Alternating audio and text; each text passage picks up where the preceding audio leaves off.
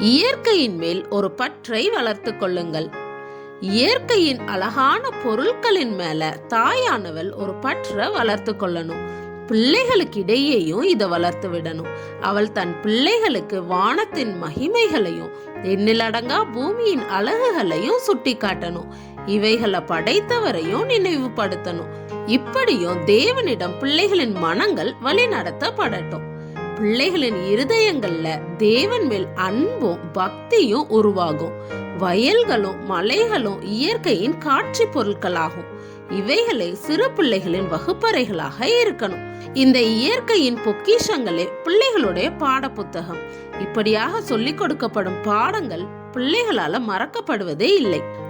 பிள்ளைகள் இயற்கையை விரும்பும்படி பெற்றோர் ஊக்குவிக்கும் போது தேவனோடு அவர்களை இணைக்கிறாங்க.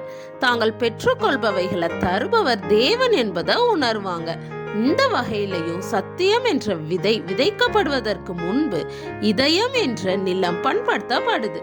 அது ஏற்ற காலத்துல பெரிய அறுவடையை கொடுக்கும்.